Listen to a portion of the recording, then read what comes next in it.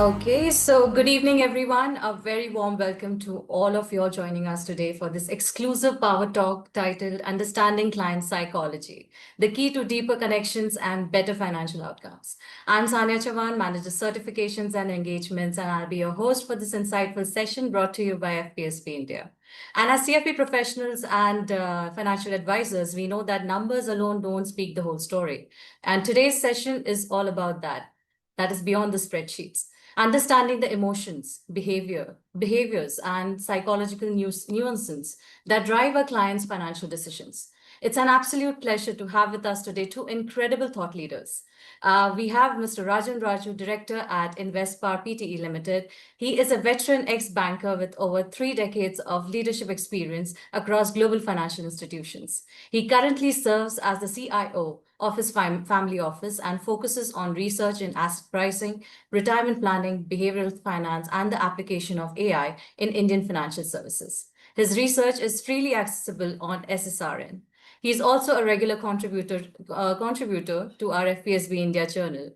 And with him, we have our very own Krishan Mishra, CEO of FPSB India, with a vision to empower financial professionals and elevate standards of financial planning practice. He brings strategic insights and planning industry. And tying it all together, so we have Amisha Sethi with us, who will be moderating today's session, Senior VP of Policy and Communications at FPSB India. With over 21 years of global marketing experience, she's leading powerful initiatives to elevate the visibility and the impact of financial planning across the country. So let's dive into today's session and uncover how a better understanding of client psychology can help us build deeper connections and deliver better financial outcomes. So over to you, Amisha. Thank you so much, Sanya, and such a pleasure to moderate this particular webinar.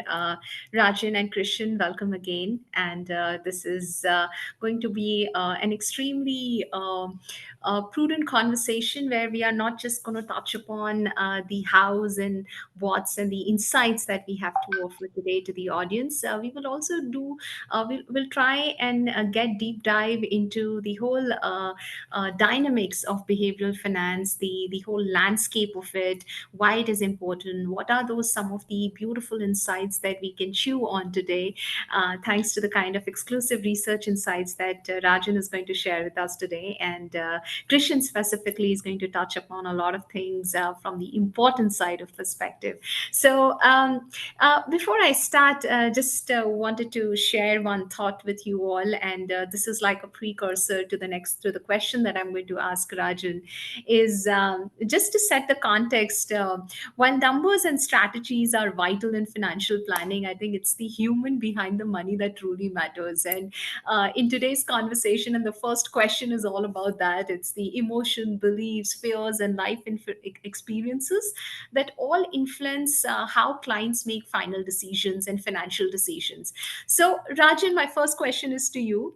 From a behavioral standpoint, how do clients typically respond to all kind of market fluctuations, instability in the market? How can financial planners, specifically I'm talking about the certified financial planners, the CFP professionals, use pre-commitment strategies for framing techniques to encourage more consistent decision making?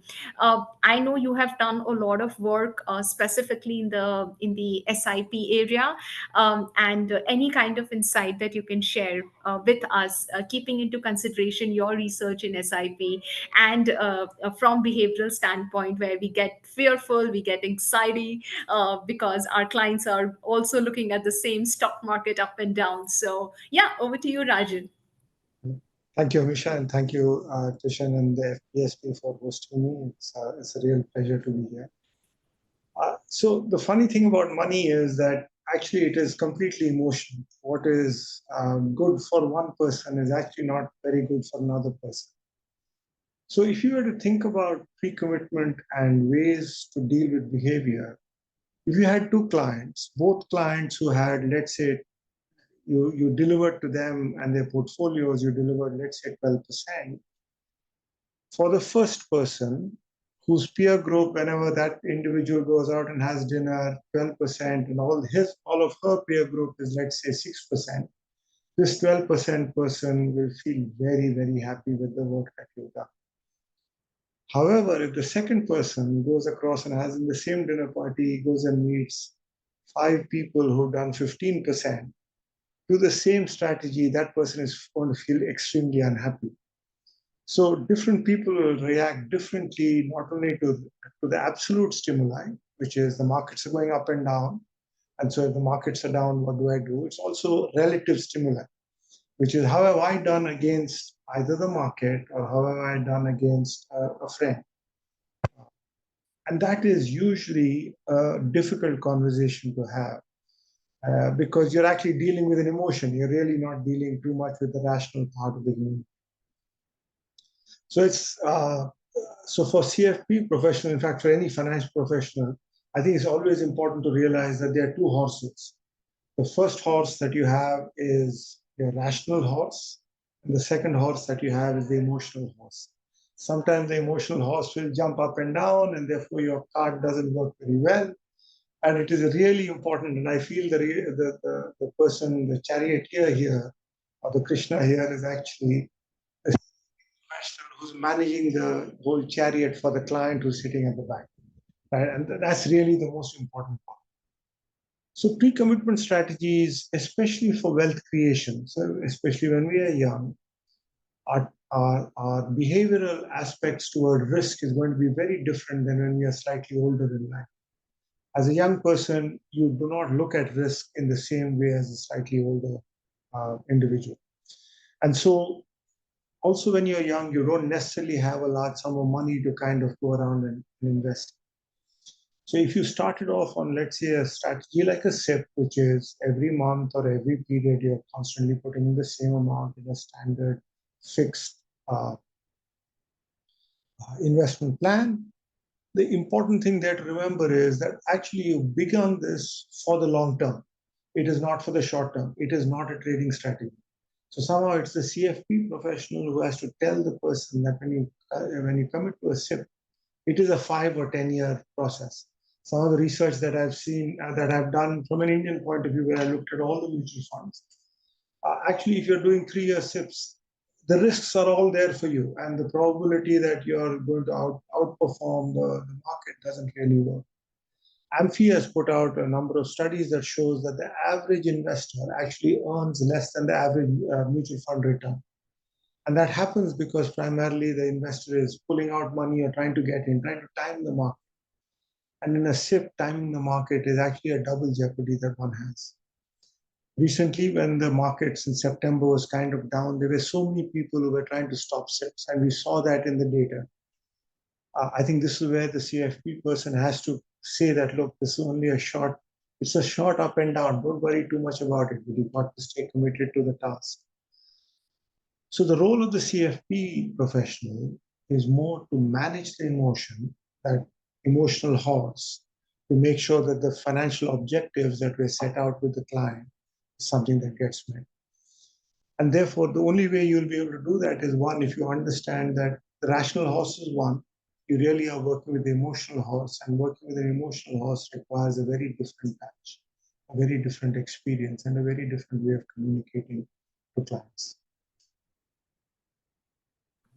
Absolutely, so well put, Rajan, and that's also increasingly what happens is, like, when you're when as a CFP professional, it also becomes tough at times to go ahead and tell this to the client, because client is running up and down the hill and is going through its own emotional roller coaster when the markets are down, or the situation isn't great, or there's some economic crisis, there's some political crisis, or there's like a very, very recent, the India-Pakistan war situation that happened. So this question is for you, Krishan, that sometimes when you're going ahead and packaging your advice, your consulting, or the it's very, very important, and we've had these conversations, that it's very important to understand the psychology of your client, the psychology of the client, before you go ahead and package the communication, or the advice to him or her. as CFP professionals, our role is evolving. Just providing advice, it's not just limited to providing advice, it's becoming more and more like an empathetic guide who understands why behind a client's financial choices, why a certain client is behaving in a certain way.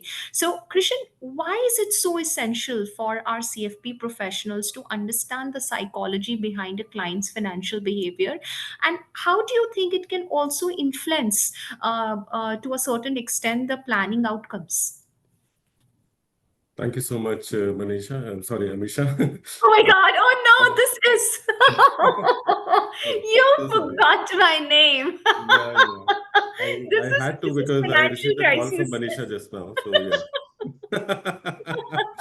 Okay. Jokes apart, yes. The question is really very important when we talk about CFP professionals. See, practically, if you look at the way in which we deal with the clients, right? So as you rightly mentioned, that it is about the human aspect. Money is important. Obviously, we manage money only when it comes to financial planning. However, when it comes to financial planning, practically we are trying to manage the lives of the individuals, right? And when we are managing the lives, right? So the need of the customer, the fears of the customer, the thought process, the goals, everything plays a very, very important role. And their emotions become very much paramount. Now, if you look at any individual, right? So in a family, husband might have a different thought process, wife will have a different thought process, son or daughter might have different thought process, the brothers, sisters, everybody will have different kind of goals, thought processes. Everything changes from one person to another. And that is the reason why it is really very important for us as CFP professionals to learn the psychology in practice, because when we go ahead and talk in front of the client will forget about everything else. It is not about the organization. It is not about the product. It is not about what kind of returns the person is going to get. It is about you who is sitting in front of the client, right? And you should know how to probe, how to ask the right questions, because it is more about coaching the client. It is said that it is not about selling. It is about creating an environment so that people can come and buy. And when people buy on their own with their emotions in place, right, they take the right decisions for themselves. In fact, in investing, it is said that normally when we sit inside an aircraft, and then what happens is we put our phones on aeroplane mode, and we know that we'll reach the destination. And in the similar way, in case you are investing in the market and you put yourself on the aeroplane mode, okay, and forget for a good number of years that you have invested money there, you will definitely end up making more money out of what you have invested. So put yourself on the aeroplane mode, because here the tortoise actually wins the race, not the rabbit.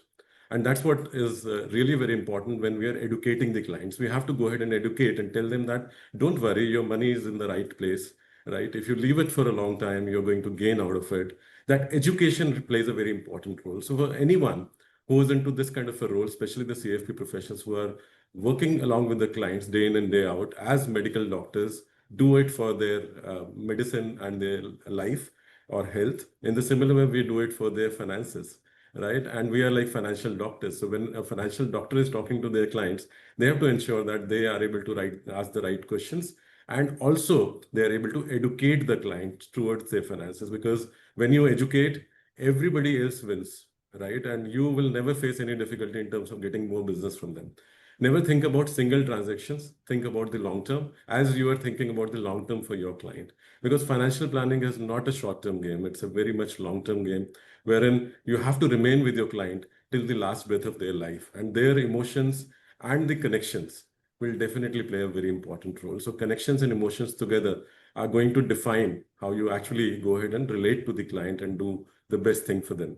So in my view, it is really very important for us to ensure that we keep on educating, keep on talking, keep on consulting, tell them about the newer things which are coming up, and tell them also about not to worry about how the market is moving here and there. Because see, if you talk to anyone who invested 20 years back and forgot, that the guy might have become a crorepati by now in India, right? But somebody who took out the money within 2 to 3 years' time, as Rajan rightly mentioned, that okay, the average investor actually is the one who loses money because they keep on shifting. They keep on switching. In fact, sometimes you should not look at your fund managers also. Look at what your funds can do in the long term and just keep on continuing with your investing. You will always make money. You'll never lose money. That's my point. Absolutely, yeah, that's so well put, Krishan, and I totally agree with you on this. Coming to you, Rajan,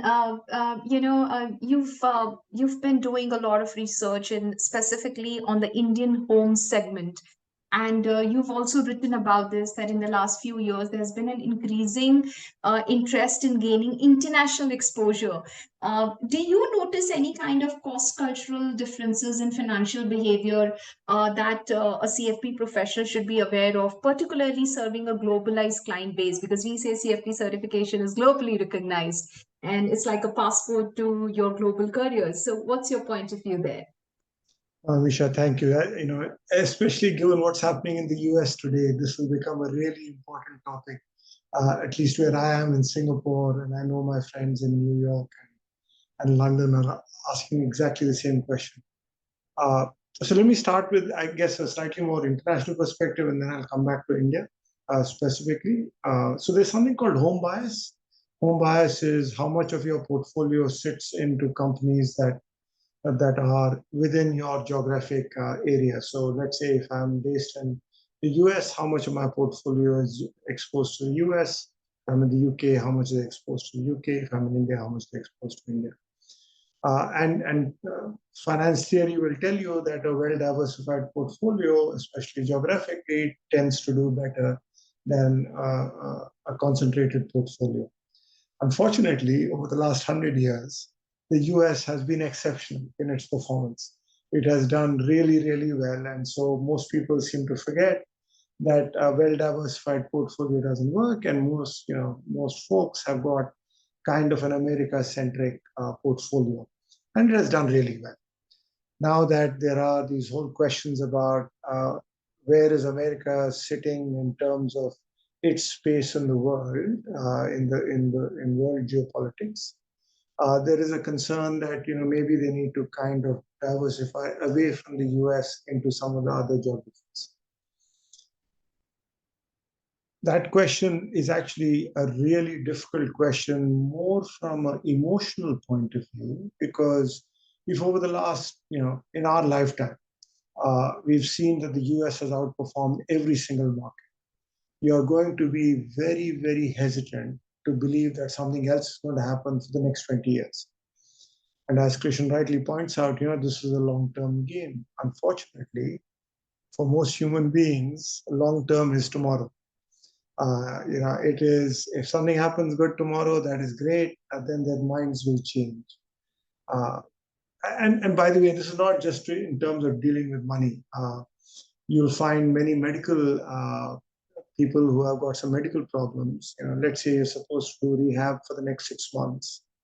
You'll find that people do rehab for 3 weeks and then they'll stop. Even though the doctor keeps reminding them that, no, you must do this exercise or you must do that.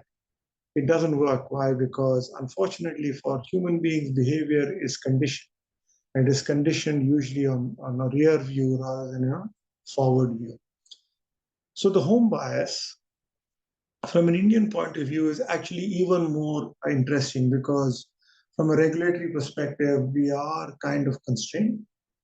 Yes, the government has opened up the LRS scheme, and there are some mutual funds and ETFs that are currently available in India that offer you some international exposure, but even that exposure is somehow capped by the total amount that people in India can hold when it comes to things outside.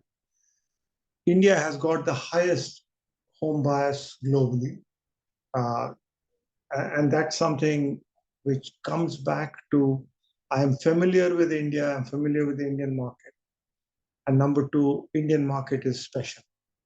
Right? So there are these two biases, both of which are not necessarily right. You find that over the last maybe 10 years, there's been an increasing interest in the NASDAQ. Within India, as a lot of people are now getting more and more access to what the US does. And then we've got some really good fund managers who've taken on some US exposure and put that into the portfolios that are available in India. The rational part of this is that if you have a diversified portfolio, it works, but in the long run. And what do I mean by the long run? So the piece of work that I did was kind of looked at what is the worst performance that one has If you had 100% equity portfolio from India, so it was completely home biased towards India. And then if you added, let's say 5%, 10%, 15% of some international index. And what I found is for about 60 months, that's 5 years, frankly, there's not that much of a difference. But then from 60 months to 120 months, you'll start to see separation between the worst performance. This is a poor, unlucky investor who has got into just holding an Indian portfolio versus holding an internationally exposed portfolio. And then for some countries, the differences can be really large. So 120 months away, that's 10 years away, the difference could be almost 5 or 6%, which is a large number. But it comes back to the point of how many people are patient for 5 years and then only start to see benefits from then on.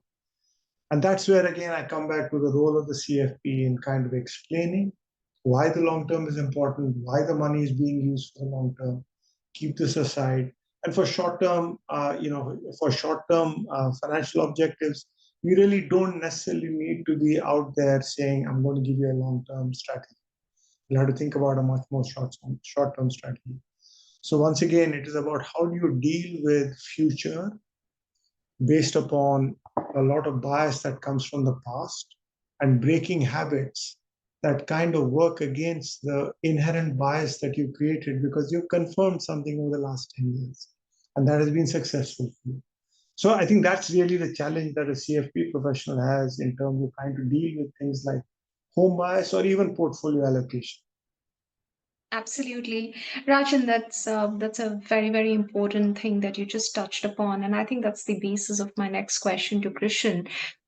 You did speak about biases, and Krishan, we've seen it, the psychological barriers that CFP professionals have to experience on the client side. There are huge barriers when it comes to money, because you hold money to your chest. You are absolutely worried about it. What's going to happen? Is it actually eventually going to grow? Is it what kind of implications that's going to happen? Because you're putting your faith into somebody while making decisions about money, while making decisions about your overall long-term financial goals. So from your perspective, Krishan, how can CFP professionals effectively address them when it comes to psychological barriers? Do you think it is really necessary? And we know that we have a course which is Psychology in Practice. FPSB has been able to integrate a whole course into curriculum. What do you think? What is your suggestion to the audience today, who are primarily CFP professionals? Thank you, Amisha, once again. I think it's a very, very important question when we look at the psychological barriers for the clients.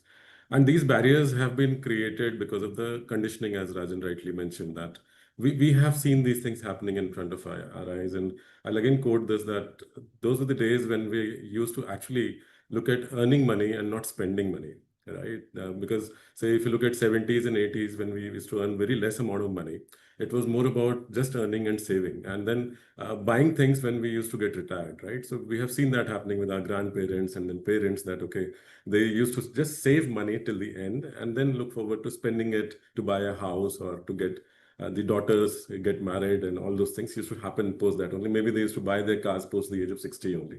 And that's the conditioning which has happened with all of us. And then obviously something changed in 1999 when the banking, telecom, and the insurance sector opened. The psychology of people started changing. People saw new products coming in the market. Financial products started coming in. And if you remember, there was a time when India, for the first time, recorded 1 lakh crore of business in the first year of operations for the mutual funds. And from 1 lakh crore to 65 lakh crore, yeah, is the kind of turnaround we have seen in the last 25 years, I would say. We are touching 25th year of the mutual funds in India. And then what has happened is a lot of people have entered these markets because of the push from someone else, because they never knew what will happen, but they just tried it, right? Somebody actually burned their hands, somebody burned their fingers, maybe whatnot in their bodies, a lot of things they could burn, and then finally realized that, okay, this is something which I should not be doing on my own. So if you want to fly a plane, it's not necessary for you to become a pilot, right? You can actually become a passenger also. And let the CFP professional be your pilot. And that's what we need to tell the customers, that if you have to look for a medicine, go to a doctor, don't go and Google it, right? So it doesn't help you when you try to do things on your own. So that's the role of a CFP professional. They have to sit down and ask them questions related to their barriers, psychological barriers. They'll be able to probe and get those answers. The second thing is, it's always good for us to identify the need of the client. Most of the times, the client will be talking about what he's demanding. And there's a difference between need, want, and demand. And practically, we know that demand is something which is influenced by the market. And there are so many influencers who are sitting in the market who are talking about so many things, right? And they can come and tell you that, okay, you'll get 20% return, you'll get 30% return, invest in this fund, invest in this market. Right now, the timing is right and all those things, right? So, but then you should not trust any one of them. Trust your professional. And that's what a CFP professional has to do, is that he or she needs to create that trust by telling the client that I'm not here to sell you a product. I'm here to understand your need and help you identify your goals and help you manage your life better. Right. And once that kind of a thinking comes, right, and the client is able to build that trust with you, it becomes easier for you to go ahead and probe more, because probing is a better skill than answering to the questions. And it is really very important. Not everybody is able to probe. So people who are able to probe well, okay, they are able to help the clients better. So it's more about that probing to understand the real need, right? And once you have understood the real need, then you go ahead and help the client identify the assets, do the asset allocation, identify the areas in which the investments are supposed to be done, what should be right insurances for the client, what should be the right retirement plan, what should be the right estate planning, and how practically you're going to manage those risks, everything. So it would be a full-fledged holistic support which the client needs. And you should be standing on your toes whenever the client gives you a call. That is one of the important areas for psychology in practice, that if you're not able to pick up the call of your client, if you're not able to respond to the call of your client, then you lose the trust. Trust comes only when you are able to respond on time, right? You're able to fulfill the promises that you have made. And one of that promise is that you are always there ready for the client, day in, day out, whenever the client needs your support. Right. So then only the client would be able to open up with you. He or she might open up to a certain level initially. 3 years down the line, more. 5 years down the line, much more. Maybe 10 years down the line, when kids are there, much more than that. 20 years down the line, when the kids are getting married or getting educated somewhere, more relationship will come. And you should be there to actually go ahead and dance in the marriage ceremonies and birth celebrations. And you should also be there when there are sad and sorrow situations with the client is going through maybe an accident or a death. So your presence at each and every moment is a very important area when it comes to psychology in practice. And I would urge all the CFP professionals and non-CFP professionals who are practicing anywhere in their life to go through this program, because this will actually help them understand that how do they actually go ahead and sit in front of the client, right? And as I said, when you are sitting in front of the client, everything else is on the back of the mind. It's only you who is sitting there. And always remember, I always say that when it comes to empathy, and you have to empathize as a CFP professional with your clients, it is really very important. People say that, okay, you have to remove your shoes and then enter into the shoes of others, right? So most of the times they will ask you that, can you enter into the shoes of the client? But then till the time you don't remove your own shoes, you will never be able to get into the shoes of the client, because you carry biases yourself, right? You might be thinking that, okay, these are the best products because I have given it to 5 clients, the same thing will work here. No, sorry. Each client is an individual. You have to customize your plan for each individual, each of the individuals in each of the families also. One family cannot have the same plan. So you have to just go ahead and customize it as per the need of the client and be there and fulfill all the promises. Learn the probing skills. And I think the course will actually help you understand and learn this much better. And obviously, when you practice, you keep on growing, because I've seen that when you start, you are at certain level, but then when you are 20 years later, you would be at a very different level. And CFP professionals, when you grow, your hair is gray, yeah, or maybe lose hairs like me, you might become much more better professionals in times to come. Yeah. Sorry. Over to you. Awesome. Thank you, Krishan. I think that was wonderful, and probably it may not be wrong to say that understanding the psychology of the clients flawlessly and seamlessly is not a soft skill anymore. It's the core competency. It's the fundamentals to financial planning. And if you want to be a great, you can be a CFP professional, but if you want to be a great CFP professional, probably that would stand you apart if you really understand the genesis of the psychology of your clients. And of course, psychology in practice course that we have to offer here, and all the details are available on the website, can definitely help you. Anyways, coming back to you, Rajan. By the way, to the audience, Rajan has done a tremendous amount of research at individual basis. In fact, incredible amount of research, and I got to read a lot of his content, his research content, and they are fantabulous. And referring to one of his researches, which I think will be super relevant to the audience here today. In one of your research, you've spoken about Hallow Effect in ESG investing, and revealing, and that particular article, the research article, did reflected a lot of information about interesting behavioral patterns. How can CFP professionals and can help clients navigate such behavioral patterns, shift in behavioral patterns when they are selecting investment portfolio for their clients, when they are selecting investments which are also aligned with sustainability values? So over to you, Rajan. So yeah, I mean, to me, ESG was one of these classic cases. You come in there with a bias of, I want to do good. And then you were told the story of, if you do good, you'll also do well, which is you make more money out of it. So internationally, this has been going on for a few years. There's an entire industry that is built around ESG. And if I was to take my own particular case, right, there was always this thing about, I don't want to be involved in certain sin industries. So if I had to stop doing sin industries, the question that kind of was intriguing is, so how much of the universe am I actually taking out? And therefore, what does that do to my return? Is it that sin industries do worse than other normal industries? Or is there a premium to a sin industry that I will never earn? In which case, my expectation has to be lower.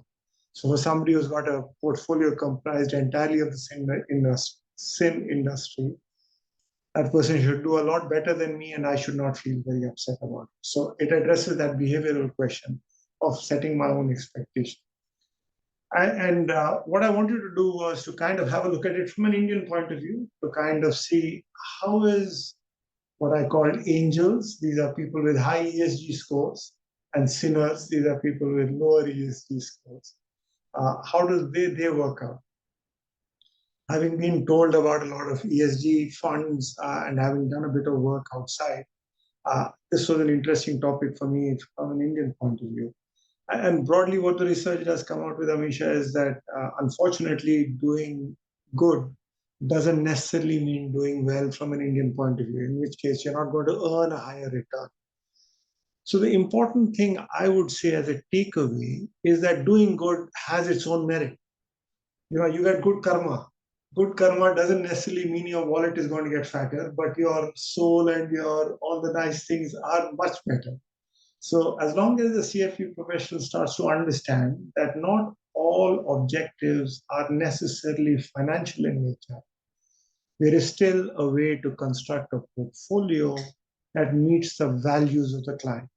So if there's a client who says, you know what, I really want to just do good. I do not want to have child labor within my industry, my portfolio. Please, can you make sure that my money goes the right way? I think the CFP professional can then go back, look at the universe, have a clear, formal way to say, okay, child labor, here are the people I want to take out. And then have a conversation with the client and say, look, here is why your portfolio is going to look like this. And this is what your expected returns and potential risks are going to be. And when you compare it to, let's say, a broader index, don't compare it to that because I'm excluding 10% or 20% of the index, or whatever that number is. It becomes a much more informative conversation, but more importantly, it ensures that the client's values, which are beyond financial, are really reflected within the portfolio. Misha, could I take a couple of minutes to also deal with a couple of questions that have been asked? Because I think it's the same thing that does apply. Absolutely. Right? Now, my own understanding of ESG has moved from kind of sin stocks to a much more nuanced way. So, for instance, if I take coal industry, sure, there are some climate change issues that one has to be affected with. But from an Indian point of view, the coal industry does do a lot of employment. And so not all coal companies should be dealt with the same brush. So my own understanding of how coal is, whether it is good and bad, how does it work within the economic system, the climate system, and within the human ecosystem, how does that work? I have learned. And so my understanding of how to use ESG within my portfolio has grown. Now, this is something that a CFP professional has to continuously keep learning about. Unfortunately, like any professional, the more we learn, the better we become. Now, to be able to take that and start to address it from a psychological point of view or a behavioral point of view, it is actually starting to have a conversation with somebody to say, Rajan, I know you're interested, your values are you want to do good. Here are some ways for you to think about your portfolio. Now, Rajan may think about that, may not think about it, and then Rajan may come back and tell the CFP professional, but how about this nuance? And the CFP professional will have to learn. So actually, it is a two-way learning street, it is not just a one-way learning street. The client plays an equally important role in educating the CFP professional to overcome their bias, as well as the knowledge weaknesses that they may have, because they're still learning. And every time they learn, I think it becomes so much more better for the entire client base. Absolutely. Yes, Rajan, I think you're so well put, and it's so nice to hear some of the things that at least I haven't heard. I think some of these learnings are unprecedented, super valuable, Rajan, and we're grateful that you're sharing this today with all of us. My next question is for you, Krishan. You beautifully spoke about being right there to attend the call of your client, being always there to be right around your client and be visibly always be there at an arm's distance. What do you think and I'm here talking about the next generation of CFP professionals, and I did speak about it earlier as well, that if you want this finest next generation of CFP professionals who are great, how to how much extent you think the empathy and active listening and behavioral science, which has a tremendous amount of effect on client planner relationship, especially in an emotionally charged situations. What do you think is the importance? How can empathy and active listening and understanding the science of behavior of a client has impact on especially the situations which are not that great?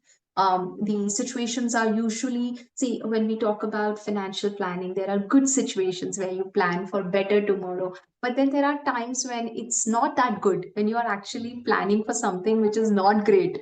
What is your point of view on that, and especially from the point of view of empathy and active listening? Thank you, Amisha. I think normally what happens is any individual who is looking forward to meeting their clients, they have to understand one thing, that life is never a straight line. Yeah, it has got its own ups and downs, positive and negative moments. And this is what something which the CFP professionals as well as the clients need to understand, that positive or negative moment, each moment needs you to spend some money. Yeah. Positive or negative moment, each moment will need you to spend some money. And if you don't plan for it, then obviously you're going to face a lot of difficulty.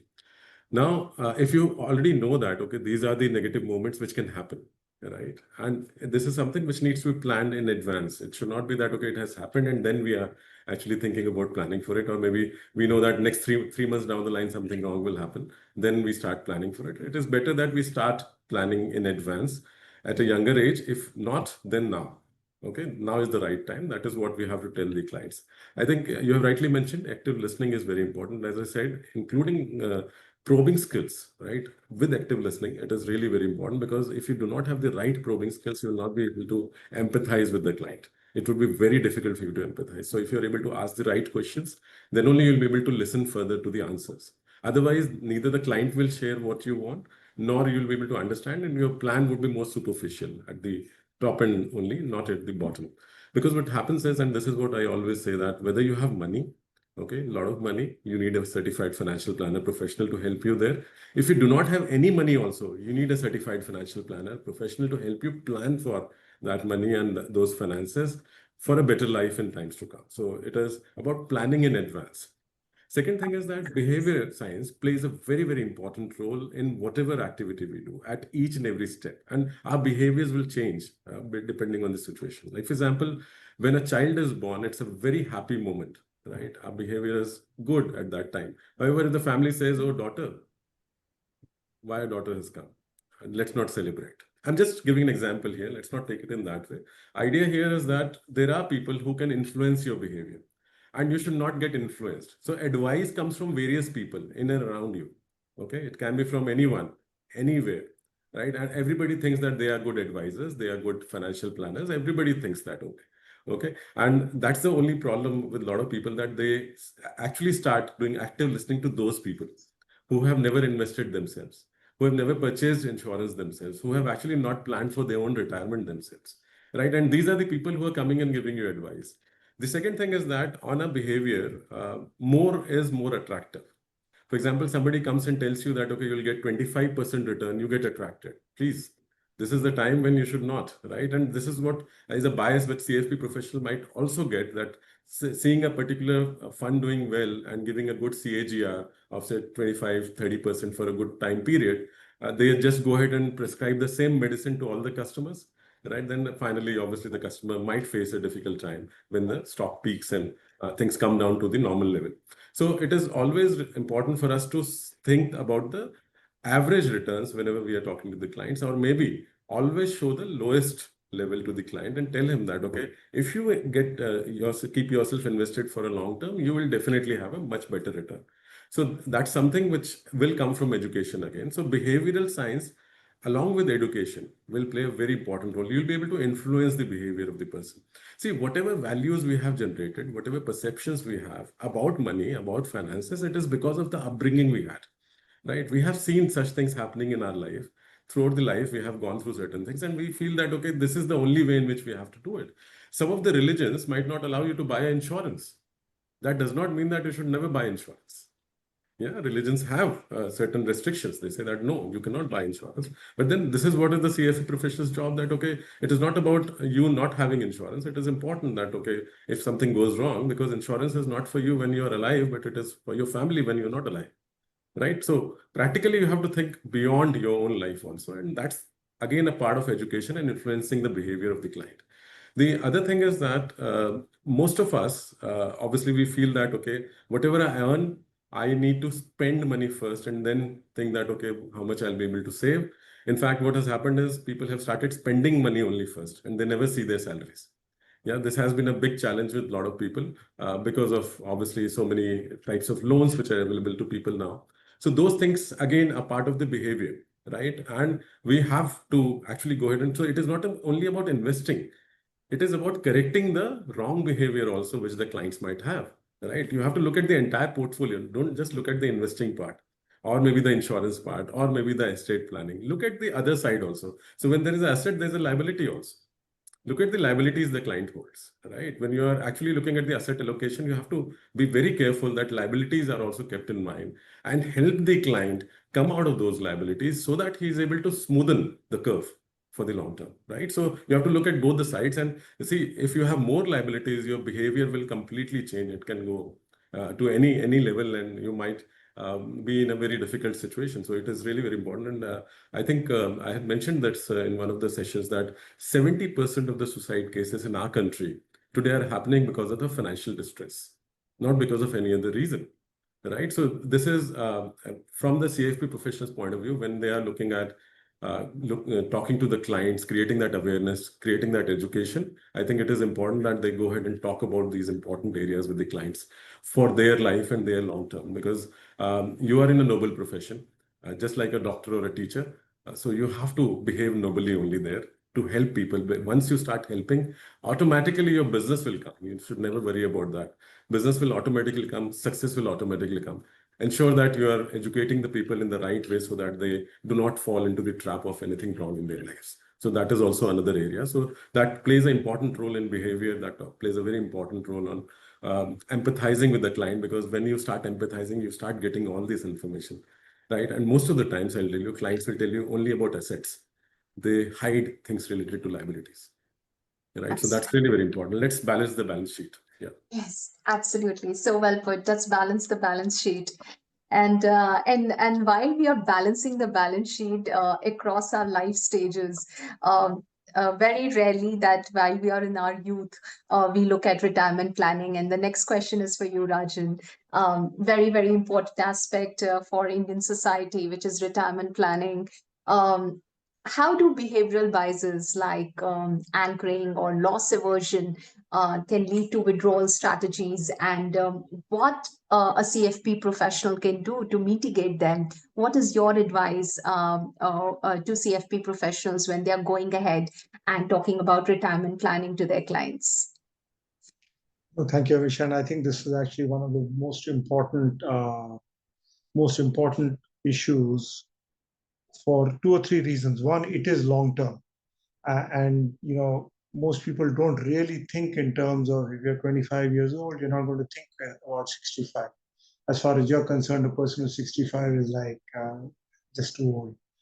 And when you're 65, you start to realize how difficult it is for you to try and do something to your financial health until you're 90. So this actually is one of the most important and tricky areas that requires more emotional handling and more behavioral bias handling than actually rational thinking. So let me kind of frame it in 2 ways. The first way is when you're in your accumulating phase of trying to grow your corpus before you retire. Growing of corpus, really, if you were to think about it, is something that you do through a systematic plan. You put in a sum of money every period, and the idea is over the next 30 years, you kind of grow the corpus. And that's where what we spoke about earlier, when people start to say, I'm going to switch from fund A to fund B, frankly, they're just doing themselves a disservice because they're stopping compounding. And the moment they stop compounding, it's not something that comes back very quickly. And then what you tend to do is, because let's say at 25, you're not that worried. At 35, you're starting to see some of the people around you are getting laid off. And then you start to see, I need to take more risk. And so you start to then, whatever limited bets you have, you start to go and start to put them in more and more high risk bets, which usually tend to go wrong. And then your pressure, blood pressure, the pressure on you as an individual, that just keeps growing and growing until you come to a point where you just give up. And so the financial planner's job is really to make sure that the person stays the straight and narrow. And that is really, really important. When I first wrote the paper, one of the things that we said was, how much can you withdraw? So how do you, what is the corpus that you need so that you can kind of have the corpus withdrawal for a period of your lifetime, whatever your lifetime is. And our number came lower than what normally people use, which is Bengen's 4%. Bengen did his research in the US. He had a certain characteristic of a portfolio. The US economy is very different from our Indian economy. But that 4% kind of translated to India. But the biggest pushback that we got from our paper was really from the FIRE professionals. FIRE professionals are youngsters who want to retire early. And so it's called financially independent retire early. And many of them, I think, use CFP professionals to manage their portfolio. So God bless them. I think they do at least that part right. Their view was that 100% equity portfolio is what was right for them. And you know what? In India, you get 12% kind of average returns. Sure, there may be 6% of inflation. You're still making 6%. So you know what? You can actually spend up to 6% a year. And so this should be okay. This is unfortunately, what I would call a cognitive bias. A cognitive bias is when you process it, you're processing it using wrong assumptions or wrong premises, or even wrong frameworks. And for that, the CFP professional actually, I think, has a really, really important process to say, I think you're making it wrong. This is why you should not be having such a high 100% equity portfolio. Once you reach the corpus and you start to withdraw, at that point in time, if you unfortunately happen to have the first couple of years where the market is down, you tend to get more and more defensive. And this comes to your loss aversion. You want to take money away from your equity portfolio and put it into fixed deposits. Why? Because at least the fixed deposit is not going to go down. The thing that you tend to forget is that the fixed deposit is going down because of inflation. The rats that are in the warehouse are quietly eating away your money and leaving you less and less. And that compounding effect is actually pretty serious. In India, I mean, just in terms of how serious it is, in India, average historical inflation rates are about 6%. If you were to use the rule of 72, that doubles every 12 years, right? So that means whatever you're spending 100 rupees now, in 12 years is going to be 200 rupees. And then in 24 years is going to be 400 rupees. Most people in India, unfortunately, because they're not government servants, they do not have the financial committee kind of increase them on some kind of an indexation basis. So everybody has to rely on themselves. And so it becomes, again, really, really important for the financial professional to hold hands, to be able to say, please don't get into loss aversion. Please stay the course. You may have to do other strategies. So let's work on how to withdraw. How do you change your withdrawal strategies to allow you to come over this downturn? Now, whether you kind of build some small tightening of the belt, which will help you in the long term, you kind of pull back on some of your nice to have expenses. But those are difficult conversations to have, but they are really important conversations to have, especially for the 65-year-old or the 70-year-old who actually relies on nobody else. If you were to take healthcare in India, the healthcare costs are just one way, and they are ballooning quickly. So when Krishan says everybody should have insurance, part of that insurance is you also need your health insurance to kind of cap the expenses that you're doing for your own health. Indian mortality rates, fortunately for us, our lifespans are increasing, and that's really nice to see. We are better, more healthy, we're living longer, but unfortunately, our hospital costs a bit more. And I think here also the CFP has a really important role to play. What kind of an insurance should you have? What can you take? What can't you take? Right? And this then starts to get, as I think Krishan earlier said, you're not just a financial coach, you're actually starting to get into the person's lifestyle. And to get into a person's lifestyle, it really requires somebody to have a lot of trust that you can only build over time. So the more time you spend with your client, that allows you to build that trust and build the confidence, so that person knows that you're actually acting as a fiduciary and you're stating a point of view that has got some basis. If the person chooses otherwise, that's okay too, because at the end of the day, the capital owner has the right to do whatever the capital owner wants to do. Because us as capital advisors, we can only advise to the best of our knowledge. So I would say almost every aspect of behavioral biases you can see in the retirement process, whether it is on the accumulation side or the decumulation phase. And that is actually, as you get into the decumulation phase, it becomes more and more important because legacy starts to play heavier and heavier in the role of the senior citizen. And sometimes they actually cut back on themselves to be able to pass on to the next generation, rightly or wrongly. And I think these are really important decisions, lifestyle decisions, that have an effect on finance. And that's where the financial professional can potentially help provide alternatives, provide suggestions, provide ways of moving forward rather than the person getting more and more unhappy because they're not able to find a way forward. Absolutely.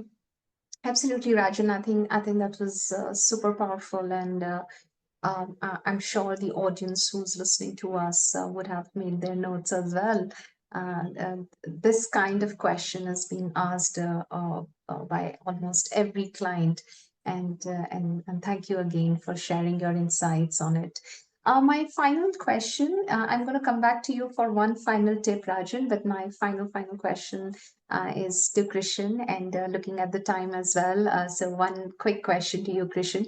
You have had a vast experience in banking and financial institution, and also combine that with the education sector, like a beautiful concoction of BFSI and education.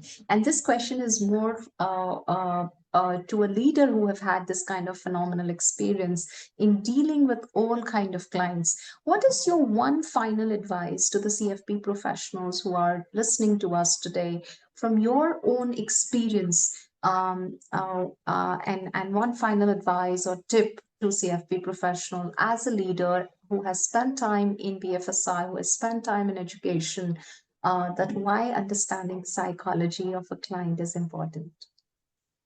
Thank you, Amisha. And this takes me back to my first job, wherein I sold my first life insurance policy to a client.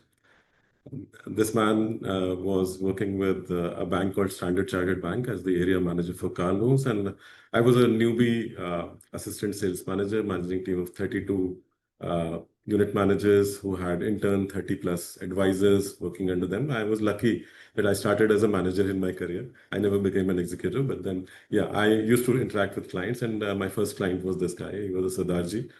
And it was very interesting that I met him. I had good conversations with him. He not only purchased one product from me. Later on, when his son was born, daughter was born, then also he purchased products from me. And then obviously after that, he moved to Mumbai. I was in Indore at that time. And then we remained in touch, but then interactions were obviously not that frequent. It started reducing. 10 years down the line, not 10 to be precise, 9 years down the line, I join an organization and as a regional head and find that this man has become my boss. Okay, so your customer can also become your boss. So he became the national head. My customer became my boss. So always remember that whatever products you sell to your customers, okay, you have to be very careful because they can become your boss also in your life. Jokes apart, it is really very important that when we are selling something to someone, okay, it is important that we should think about how I would like to buy it myself. If this product is practically good for me or not, if not, then why am I selling this product? And that's something is the first question which we should ask as salespeople. I do not consider CFP professionals as salespeople. I consider them as consultants, and their job is to look at the wholesome requirement of the client, not only one product. So practically, you have to be sure about how you actually handle the client. And as I mentioned to you, that it is about the long term, not about the short term, that, okay, I sell something today and then forget that, okay, whatever is happening with the client, it is client's problem, not my problem. This has happened in our industry. In fact, this is what I always say, that we work in an industry, financial services, which has actually gone through a lot of ups and downs. And especially on the mis-selling side, a lot of unethical practices, a lot of integrity issues have happened.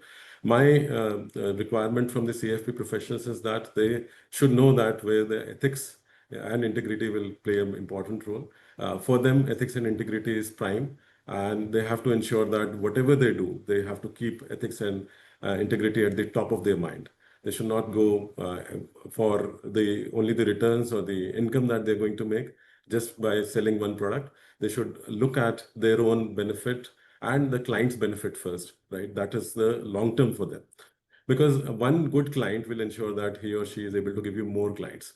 Somebody has asked this question, that how do I attract a client? Client attraction comes only when you are able to build that trust, right? So if you build the trust, you will be able to attract not only one client, you'll be able to attract many. That should not be a problem. However, trust will only come when you are able to prioritize and deliver on all your commitments consistently, right? You might go wrong somewhere or another. Be very open to the client, transparent to the client, and say that, okay, it has been my mistake. I have not been able to understand. And I'm sure because of your relationship and trust, the client will say that, don't worry, I'm with you. Let's look at navigating it together in a better way. So that's how you build that relationship, right? And this is what I have seen during my career, whether it was a B2C retail client to a B2B client, all the levels, right? And whenever you make a mistake, own that. ownership is really very important when you have made a mistake. It doesn't matter. All of us, we learn and then we grow, right? So mistake and failures are part of life because success only comes when we make mistakes. It doesn't come without making mistakes. So a lot of people just see that, okay, you have been successful, but they don't see what all mistakes you have done in the life. And all of us have done our own part of mistakes, whatever we had to. And that's why we are able to take the prudent calls today, right? So in the BFSI sector also, the industry has seen ups and downs. I have seen it myself. Practically, in days, we have sold products. We did not think about what the client's requirements are. I'm telling you, this is a truth which has happened initially in those days because nobody was aware that what they are getting into. But slowly with time, people understood and the industry evolved. And today we have evolved so much that we understand that knowledge and education is the key towards ensuring that we are able to do the right things for our clients. So I'm again harping on this point that go and educate the clients. Don't just think about selling or just making returns out of it. Once you educate, clients will get tagged to you. They will never leave you. And one good client will always ensure that he or she will give you 5 more, right? And one bad client will ensure that you lose 50, right? So yeah, we need to be prepared for that. So that bias there also will play a role. Also, AI and technology is coming. I'm just pointing this out, and CFP professionals, they should know how to use AI and technology for their benefit as a tool, right? Because clients are also looking at AI. Clients are also looking at those technological elements which are there in front of them through media, through their laptops, etc. So it is really very important for you to be aware of what is happening around you. Keep that knowledge. So keep yourself relevant, because if you have that upskilling process on for yourself, continuous professional development, education on for yourself, you will never face that difficulty. So keep on learning that. Remember, AI can also have bias, because AI is being developed by a human being only. When humans can have bias, AI can definitely have a bias. The human who is developing that tool can put a bias there.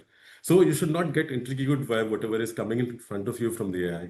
And tell the client also that don't just look at what is coming from the technology. What is important is that you talk to me and then take the right decision, because the human element and the human emotional intelligence and the way in which we connect with people is going to play a very important role in times to come. Technology will always be there. It will keep on evolving, but it will always be a tool in front of us. We have to know that how to use that tool. So CFP professionals, please use the tool, right? Just as a tool only. Like Hanumanji had a gada in his hand, right? So it's a gada for you. Use it.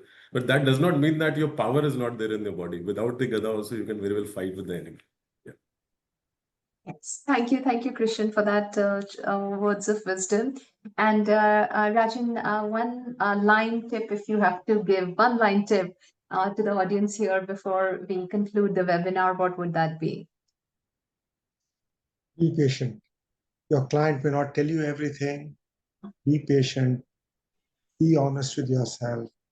Remember, the emotional horse is a very tricky horse. A rational horse is a very easy horse. Work on the emotional horse. The rational horse is easier to manage. Lovely, lovely. Thank you so much, Rajan. And this brings me to the end of the webinar. Thank you so much for listening to us. Before I hand it over to Tanya to conclude it, I just wanted to, share a few lines. Listening to both of you, I think in itself is a tremendous amount. Both of you are like power horses of wisdom. So, and a nice combination of emotional as well as rational. So just wanted to put forward like 2 cents from my end for the audience, that beyond numbers and strategy, that was my first line when I started off this webinar, that beyond numbers and strategy, it's the human story, which is full of emotion. It is shaped by values, its journey, and that drives a financial decision. So understanding this deeper layer is what transforms financial planning from a transaction, a commercial transaction, to a everlasting trusted relationship. And that is why understanding the psychology of your client is extremely important. Thank you so much once again, and thank you for listening to all of us here today. Over to you, Sanya. I think we have pretty much answered all the questions during the webinar itself. So I don't think we do have any pending question, but I'll still let you decide if there is a certain question that we haven't been able to answer. I believe all questions have been answered on the go, is what I can see. And if there are any additional questions that anyone wants to share, they can write to us on certifications@fpsb.in, and we'll ensure that it gets forwarded to Mr. Rajan, and probably he can answer directly to you. So, with that, we can conclude the webinar now. And from my end, it was truly an enriching conversation, let me tell you, because today's conversation truly reiterated that how psychology and human emotional intelligence plays a core of successful financial planning practice. And a key insight that stood out that in this webinar is what I felt was the power of empathy as well. So when we truly empathize with our clients, we just don't hear about their goals. We also gain access to their unspoken concerns, especially around the sensitive areas like liabilities and financial stress that Krishan very well spoke about.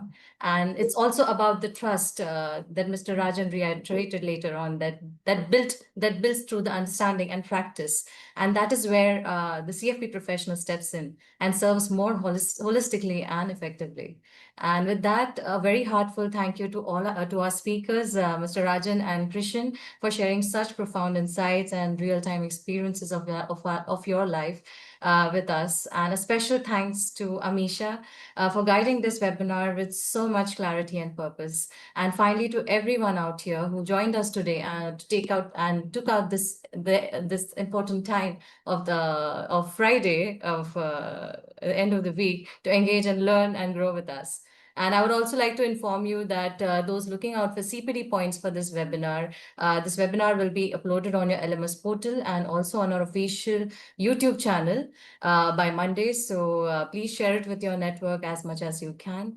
And until next time, please take care and keep empowering your clients with empathy and excellence. Thank you once again, all of you all. We can conclude this webinar now. Thank you so much. Thank you. Thank Thank you, Thank everyone. you.